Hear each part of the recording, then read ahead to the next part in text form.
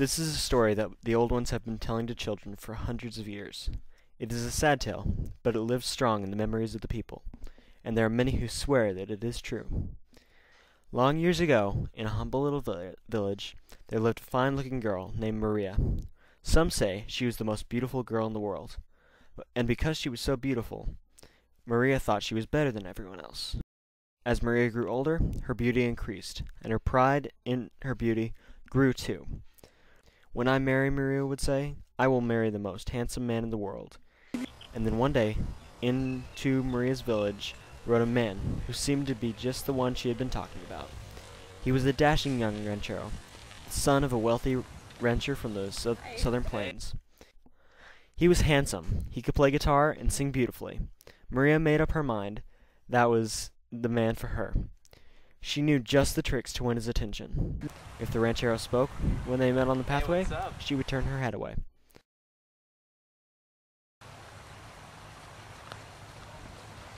She refused all his costly gifts, and the young man fell for her tricks. No thanks. Maria, will you marry me? And so, Yes! everything turned out as Maria planned. Before long, she and the ranchero became engaged, and soon they were married. At first, things were fine.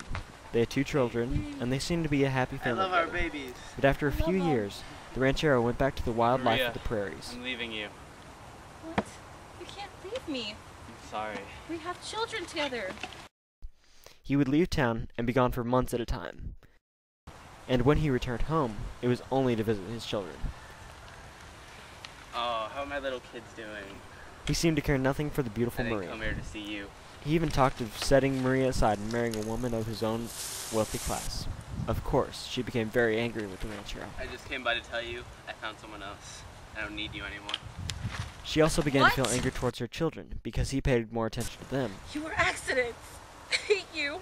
A terrible rage filled Maria, and turned it all against her children.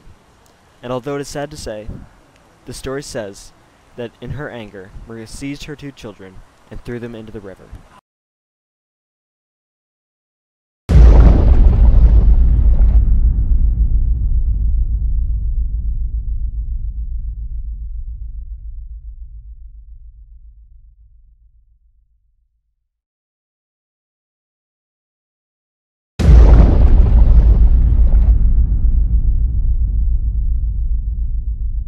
But as they disappeared down the stream, she realized what she had done.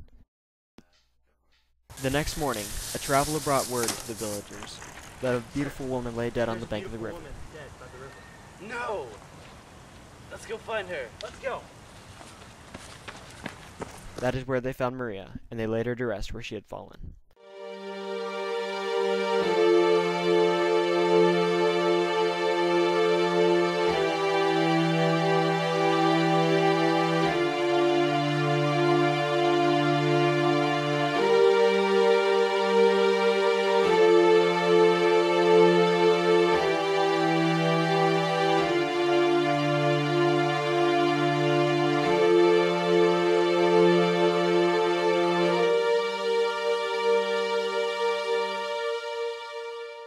But the first night Maria was in her grave, the villagers heard the sound of crying down by the river.